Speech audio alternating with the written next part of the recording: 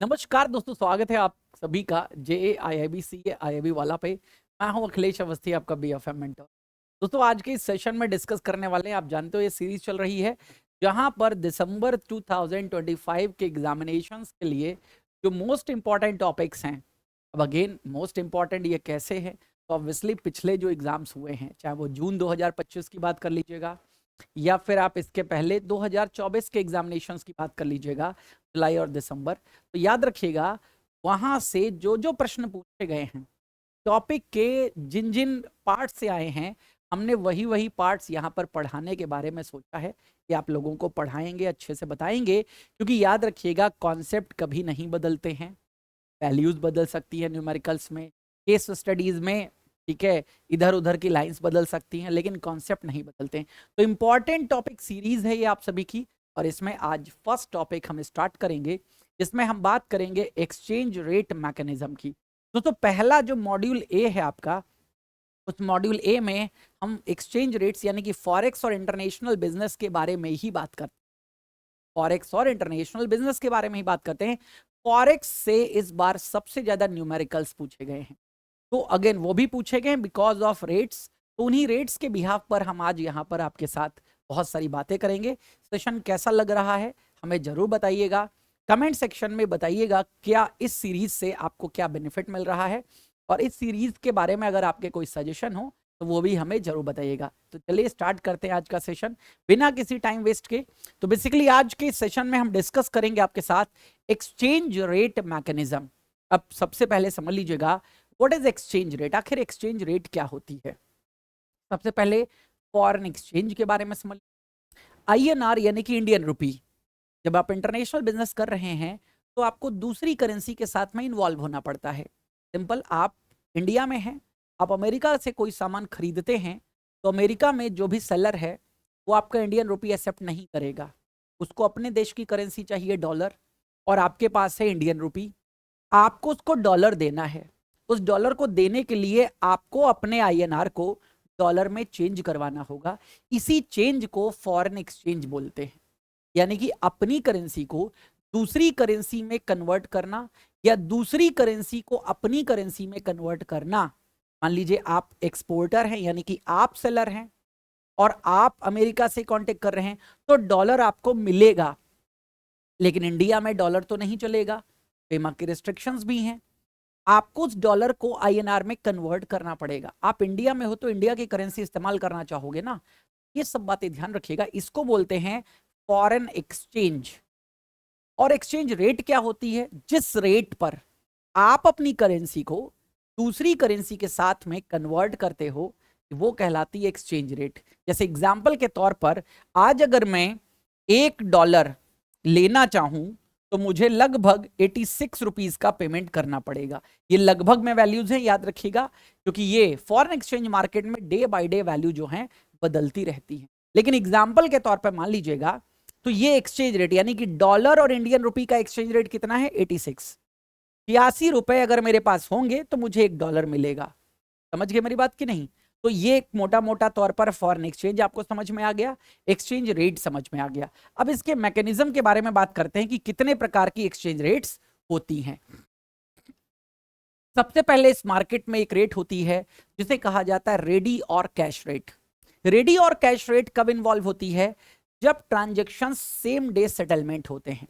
Transaction same day settlement का मतलब समझ लीजिएगा, जैसे आप जेप्टो से मंगाते हो कोई सामान ना, 10 मिनट डिलीवरी, 12 मिनट डिलीवरी।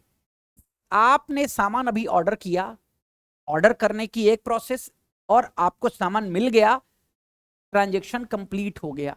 समझ गए मेरी बात? एक था ट्रांजेक्शन इनिशिएशन, दूसरा काम था ट्रांजेक्शन कंप्लीशन का।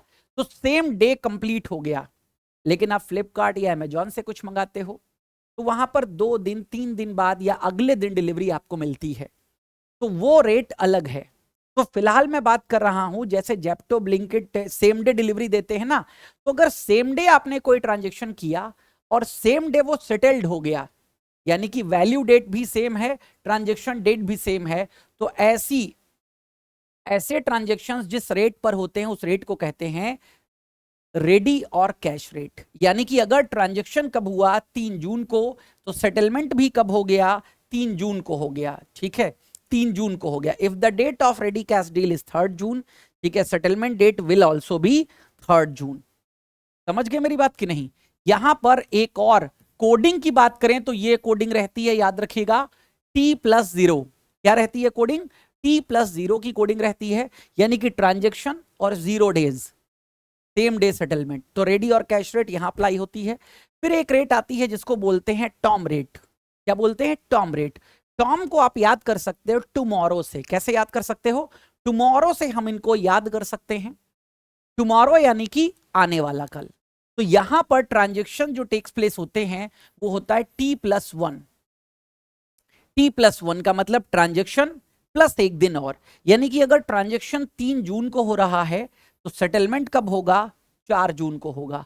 लेकिन एक कंडीशन याद रखिएगा, ये जो +1 की बात हो रही है ना, ये वर्किंग डेज होना चाहिए। कैसा डेज होना चाहिए? वर्किंग डेज होना चाहिए, वर्किंग डेज। समझ गए? यानी कि क्योंकि अगेन याद रखिएगा, आपके सेंटर में और दूसरी कंट्री के सेंटर में कोई भी हॉलिडे नहीं होनी चाहिए। अगर मान लीजिएगा, देखो T+1 का मतलब है ट्रांजेक्शन किया 3 जून को, सेटलमेंट होना चाहिए 4 जून को, लेकिन 4 जून को मान लेते हैं क्या है? हॉलिडे है। तो याद रखिएगा T+1 कब काउंट होगा? 5 जून को।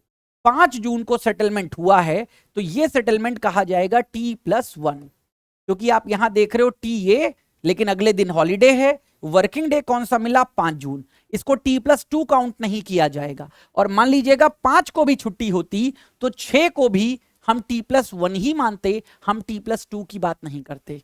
तो जहां T+1 सेटलमेंट होता है वो किस रेट पर होता है? टॉम रेट पर होता है। यानी कि टॉम रेट का मतलब T+1 सेटलमेंट, ध्यान रखिएगा, ठीक है। फिर बात किसकी आती है? फिर बात आती है स्पॉट रेट की। स्पॉट रेट का मतलब है T+2। इंटरनेशनल ट्रांजैक्शंस में सबसे ज्यादा, इंटरनेशनल ट्रांजैक्शंस में जो सबसे ज्यादा बिलिंग होती है या सबसे ज्यादा जो ट्रांजैक्शंस होते हैं वो स्पॉट रेट पर होते हैं। स्पॉट रेट का मतलब ट्रांजैक्शन डेट अगर 3 जून है, ट्रांजैक्शन डेट अगर 3 जून है तो सेटलमेंट कब होगा? 4 हो गया 1, ठीक है, 5 जून हो गया यहां पर, ठीक है, 2, यानी कि सेटलमेंट कब होगा? 3 जून को हुआ है ट्रांजैक्शन, सेटलमेंट हो रहा है 5 जून, तो ये कहलाएगा T+2, ध्यान रखिएगा। लेकिन अगेन फिर भी 4 और 5 को छुट्टी है तो याद रखिएगा 7 को माना जाएगा, 6 छोड़ करके 7 को माना जाएगा। यहां पर भी याद रखिएगा जो प्लस आगे जितने भी डेज हैं वो वर्किंग डेज जरूर होने चाहिए। अगर वो वर्किंग डेज नहीं है तो जो भी वर्किंग डेज होंगे उनको ही माना जाएगा, उसको भी T+2 में ही गिना जाएगा। ध्यान रखिएगा बहुत अच्छे से। तो स्पॉट रेट पे ही ट्रांजेक्शन्स होते हैं। ये पूरी कहानी मैंने यहां पर आपको क्या कर दी है? मेंशन कर दी है, ठीक है। The volume, depth and volatility of the spot market is higher due to a large participants of market players in the spot trades. Spot trades में सबसे ज्यादा लोग इन्वॉल्व हैं, दैट्स वाई ये मार्केट जो है स्पॉट मार्केट बड़ी market होती है।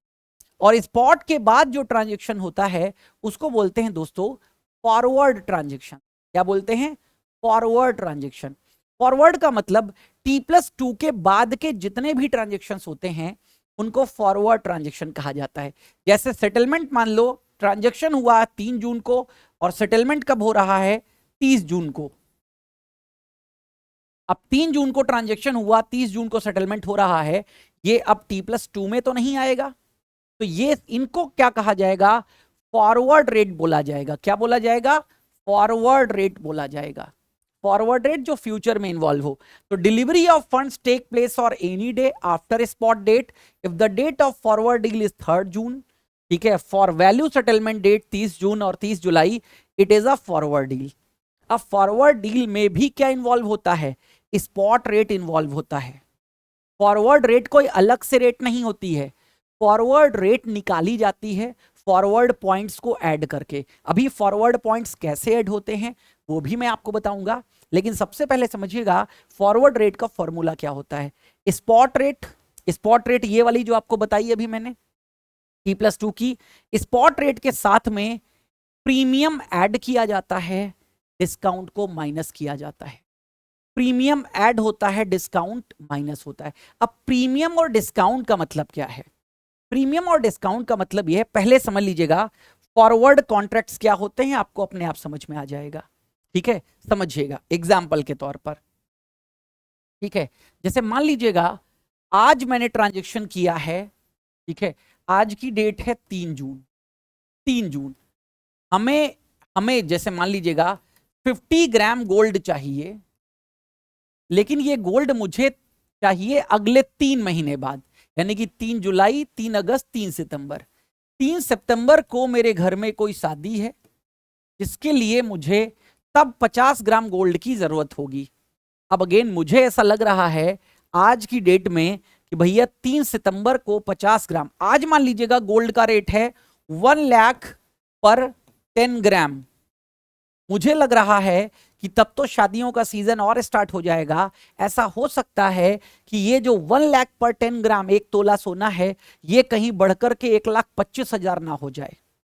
तो मैंने आज की ही डेट में कॉन्ट्रैक्ट कर लिया है, लेकिन फ्यूचर की डेट का, कि भैया अब मैंने एक व्यक्ति से कांटेक्ट किया कि भैया आप से के साथ, उसको क्या लग रहा है, देखो मुझे लग रहा है कहीं बढ़कर के 1,25,000 ना हो जाए, और उसको लग रहा है नहीं बढ़ेगा तो 1,10 तक बढ़ेगा। मतलब हमारे उसके बीच में जो ट्रांजेक्शन्स हैं वो एग्जीक्यूट होने के लिए विरोधाभासी व्यक्ति चाहिए, यानी कि जो मैं सोचता हूं वो उसके अपोजिट सोचता हो, तभी ट्रांजेक्शन होगा। क्योंकि आप देखते हो मार्केट में ट्रांजेक्शन कब एग्जीक्यूट होता है, एक बायर होता है, दूसरा सेलर होता है।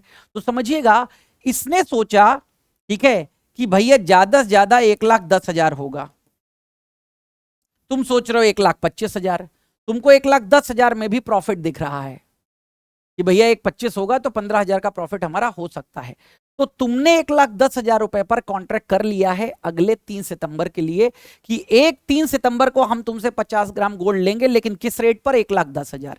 तो ये अगेन अब समझिएगा 3 सितंबर को जो स्पॉट रेट होगी, 3 सितंबर को जो स्पॉट रेट होगी, मतलब 3 सितंबर को मान लीजिएगा गोल्ड की वैल्यू है 1,25,000, तो इसको क्या बोलेंगे, प्रीमियम पर अवेलेबल है, महंगा हो गया है गोल्ड, प्रीमियम पर अवेलेबल है।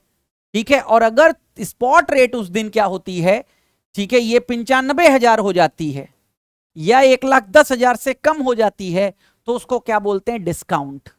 तो प्रीमियम को ऐड किया जाता है, डिस्काउंट को माइनस किया जाता है, यह बात ध्यान रखिएगा। यही फॉरेन करेंसी के रूप में है। जैसे मान लीजिए मुझे अमेरिका से कोई सामान खरीदना है, लेकिन आएगा जब पेमेंट करना होगा, मुझे लग रहा है 3 महीने बाद मुझे $1,00,000 की आवश्यकता होगी, तो $1,00,000 के लिए मैंने आज ही कॉन्ट्रैक्ट कर लिया बैंक के साथ, फॉरवर्ड कॉन्ट्रैक्ट, कि 3 महीने बाद मुझे $1,00,000 दे देना, लेकिन आज की रेट आप बता दो किस रेट पर आप दोगे, उस रेट पर हमने फिक्स कर लिया है। तो यही बात समझ लीजिएगा, वही कहानी यहां पर लिखी है कि करेंसी कब कब प्रीमियम कही जाएगी और कब कब जो है डिस्काउंट में कहा जाएगा। ठीक है, उसका पूरा एग्जाम्पल मैंने दे दिया है। जैसे अगर जीबीपी यानी कि ग्रेट ब्रिटेन पाउंड के बारे में बताया है, अगर 1.60 से ये 1.6050 महंगी हो गई तो क्या है, ठीक है, प्रीमियम पर है, और 1.60 से अगर 1.59 पर आ गई तो ये डिस्काउंट पर है। ठीक है, फॉरवर्ड में एक बात याद रखिएगा, ये 2 तरीके से रेट कोट होती हैं। अगर मान लीजिएगा इस तरीके से लिखा है 48.10/11, इसका मतलब क्या हुआ, 48.11 इसको बोलते हैं बिड रेट, इसको क्या बोलते हैं, बिड रेट, और ये जो 11 है इसको बोलते हैं ऑफर्ड रेट। ये कुछ इस तरीके से लिखा जाता है 48.10 ये, और ये 11 का मतलब है 48.11।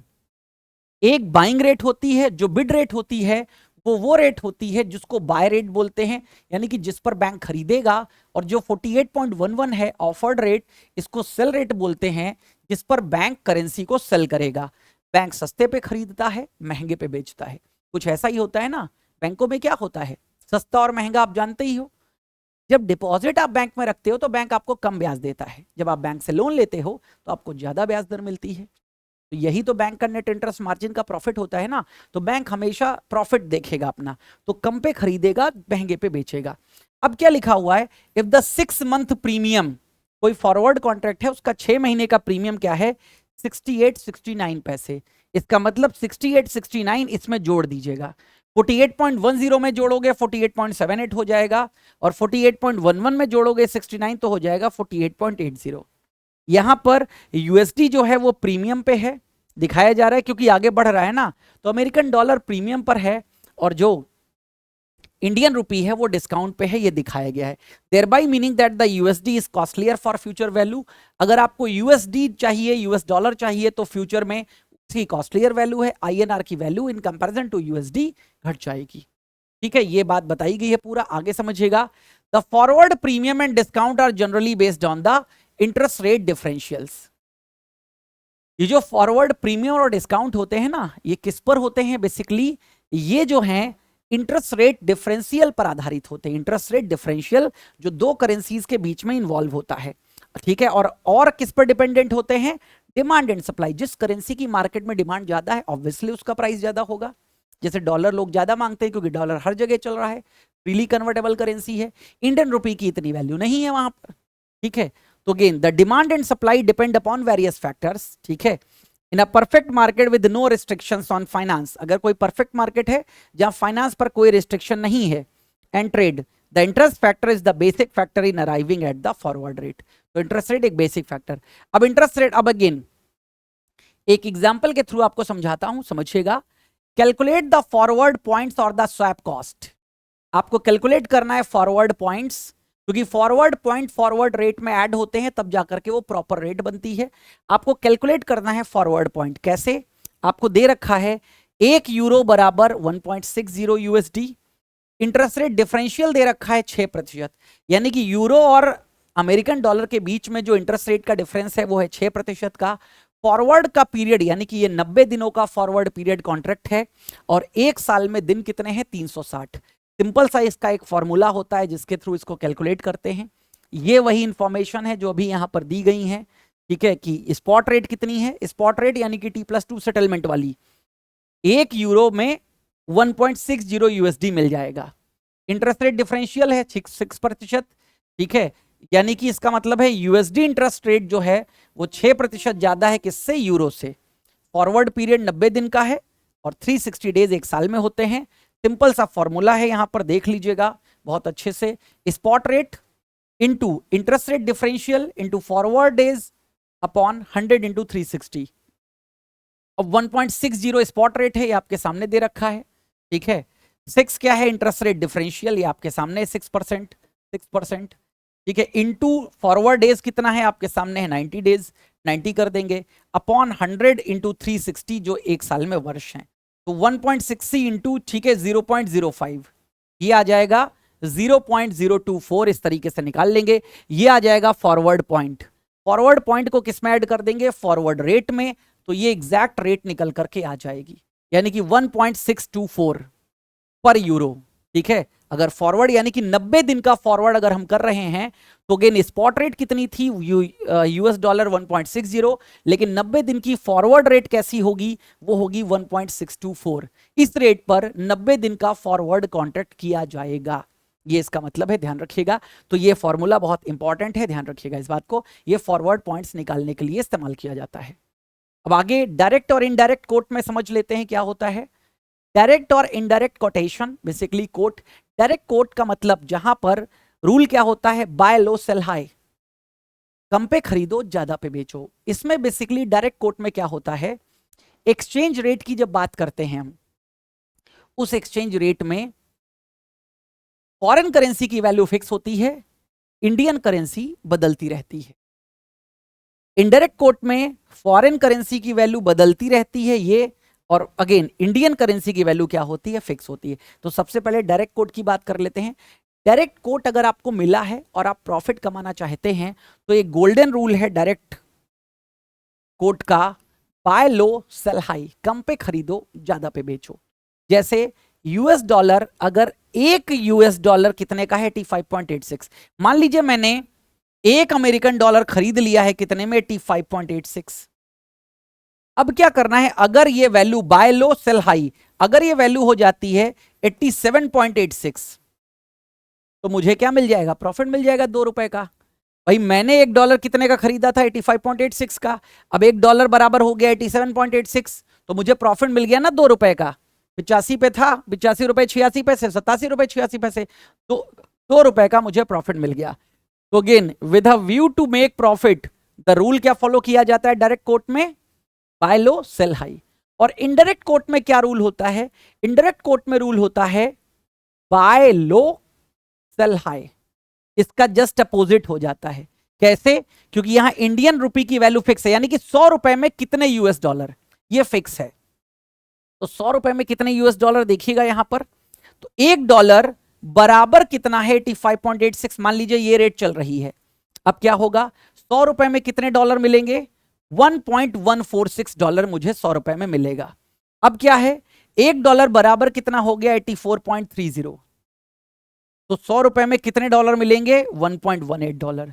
डॉलर ज्यादा मिले ना, जब खरीदा ज्यादा पे है बेचा कम पे है, यही कंडीशन है ना यहां पर, by high cell low. High पे खरीदा लो पे बेचा तो प्रॉफिट है, क्योंकि हाई पे खरीदा था तब $1.16 मिला था मुझे, जब बेचा है तो $1.18 है मेरे पास आ गया। तो ये प्रॉफिट होता है अगर इनडायरेक्ट कोट है। मतलब डायरेक्ट इनडायरेक्ट का मतलब यही हो गया, बाय लो सेल हाई को अगर हम अपोजिट कर देंगे तो यही तो आएगा, बाय हाई सेल लो, तो उसका जस्ट अपोजिट है। ये डायरेक्ट कोट है, ये इनडायरेक्ट कोट है। तो इनडायरेक्ट कोट अगर आपके पास है, उसमें प्रॉफिट चाहते हो तो गोल्डन रूल याद रखो, बाय हाई सेल लो, और अगर डायरेक्ट कोट है तो बाय लो सेल हाई। अब तीसरी यहां पर एक रेट और आती है जिसको बोलते हैं क्रॉस रेट। क्रॉस रेट का मतलब यह है, मान लीजिए मुझे यूरो चाहिए लेकिन यूरो और आईएनआर का कोई कंपैरिजन नहीं है, यानी कि यूरो और आईएनआर की कन्वर्जन रेट ही नहीं है।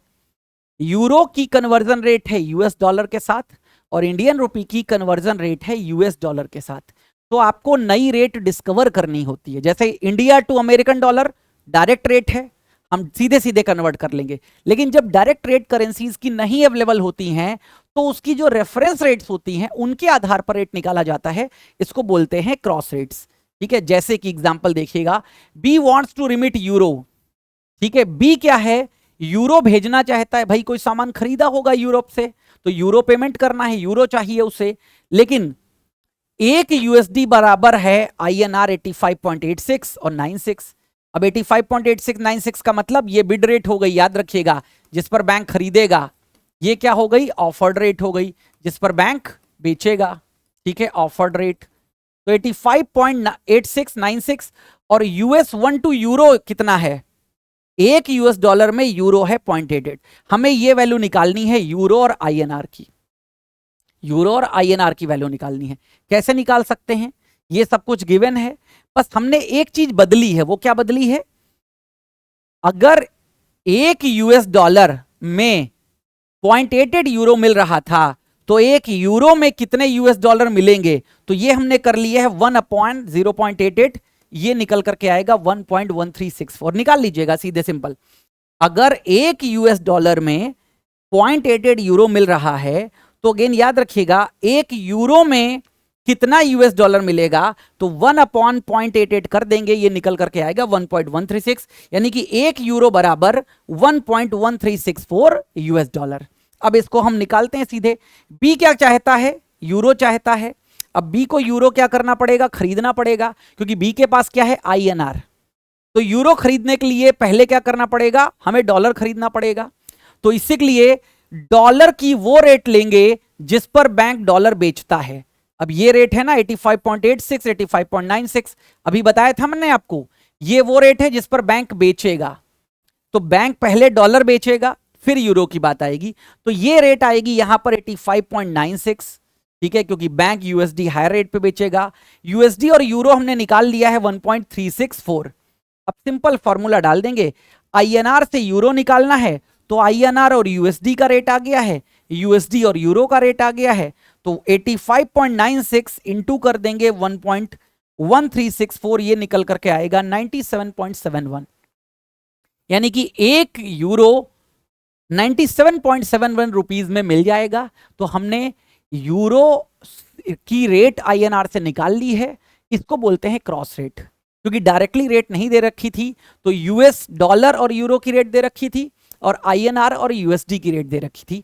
इस तरीके से डिस्कवर करते हैं तो इसको बोलते हैं क्रॉस रेट, ध्यान रखिएगा। तो यही है आज के सेशन में important concept of exchange rate mechanism. उम्मीद करता हूं आपको एक्सचेंज रेट मैकेनिज्म समझ में आ गया होगा। अब अगेन CAIIB का महापैक आप परचेज कर सकते हैं। 9+ सब्जेक्ट्स यहां पर कवर होते हैं, 15+ फाउंडेशन, MCQs हैं यहाँ पर, ठीक है। 15 plus foundation and MCQ batches हैं, 2000 प्लस लाइव क्लासेस हैं। महापैक यानी कि सब कुछ इंक्लूड है महापैक में। 500 प्लस मॉक टेस्ट और क्विज हैं, 200 प्लस क्लास नोट्स हैं, 24/7 डाउट सपोर्ट आपको यहां पर मिलता है। 1 ईयर का सब्सक्रिप्शन अगर आप लेते हैं तो वो है 4999 का। 2 इयर्स का सब्सक्रिप्शन अगर आप लेते हैं वो है 6999 का। अभी आप ज्वाइन करिए। यहां पर सारे सब्जेक्ट CA IIB के क्या होते हैं, कवर होते हैं, यहां पर ध्यान रखिएगा, ठीक है, बहुत अच्छे से ध्यान रखिएगा। 6 मंथ का है, 3999 का, बेसिकली 4000 का। CA IIB का फाउंडेशन बैच भी आप लोग ज्वाइन कर सकते हैं। फाउंडेशन बैच में आपको क्या क्या मिलेगा? फाउंडेशन बैच सिर्फ दिसंबर 2025 तक के लिए वैलिड होगा। फाउंडेशन बैच में आपको CA IIB के सारे सिलेबस मिलेंगे, आपको 2499 में अवेलेबल है, ध्यान रखिएगा। तो इसकी वैलिडिटी सिर्फ दिसंबर 2025 के एग्जाम के लिए ही वैलिड होगी। आप इंडिविजुअल यानी कि अगर आपने कुछ सब्जेक्ट क्लियर कर रखे हैं और किसी का इंडिविजुअल चाहते हैं तो भी आप चारों सब्जेक्ट का इंडिविजुअल ले सकते हैं।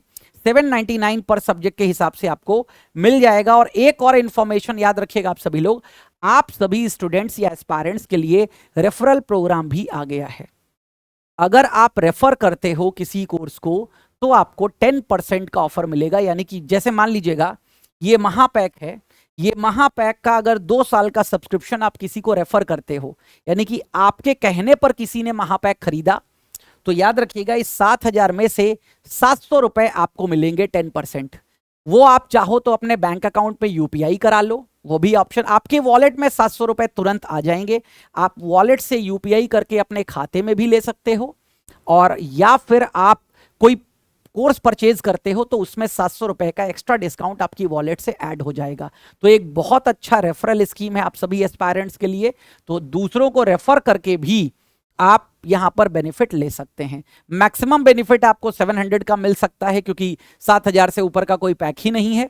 और कम से कम तो जितने का भी पैक है 10% आप मान के चलिए, और वॉलेट में आपके जो पैसे ऐड होंगे आप उसका UPI करके बैंक अकाउंट में ले सकते हैं। तो ये सारा सेशन है आपके लिए, सब कुछ मैंने बता दिया। मिलते हैं अगले सेशन में, तब तक के लिए थैंक यू।